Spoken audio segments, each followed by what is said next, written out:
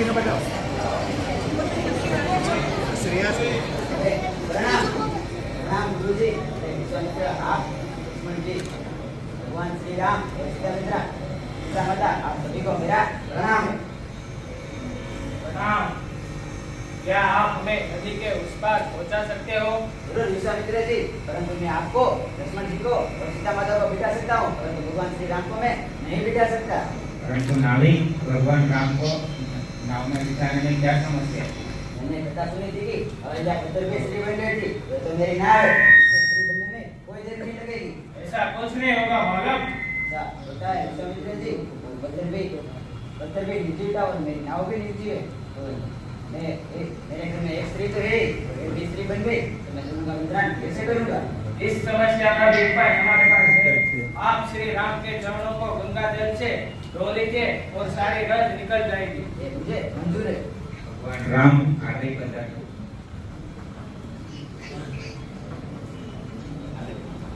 नीचे बैसे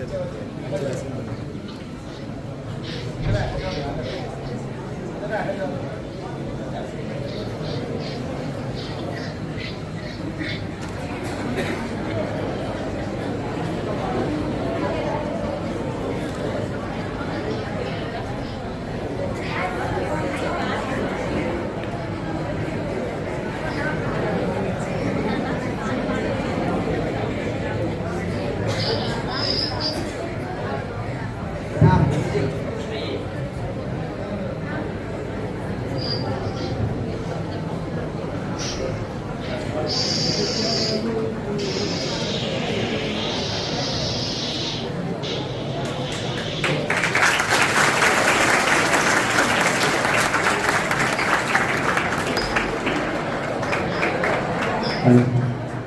આ પ્રસંગ અમારા ધોરણ 11 નો પહેલું કાવ્ય છે નાવિક વળતો બોલ્યો।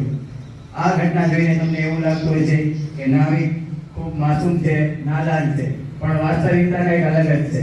વાસ્તવમાં આ નાવિક ખૂબ ચતુર છે અને તે ભગવાન શ્રી રામના ચરણને પકડવા માંગે છે, તે માટે તે આવી યુક્તિ કરે છે અને આ યુક્તિ વિશ્વામિત્ર સમજી જાય છે એટલે તે તેવો સુઝાવ આપે છે કે તમે ભગવાન શ્રી રામના ચરણ પકડો। માટે આપણે જોઈ શકીએ છીએ કે પૂર્વે ભગવાન શ્રી રામના નાવિક જેવા મહાન ભક્તો થઈ ગયા છે। અસ્તુ।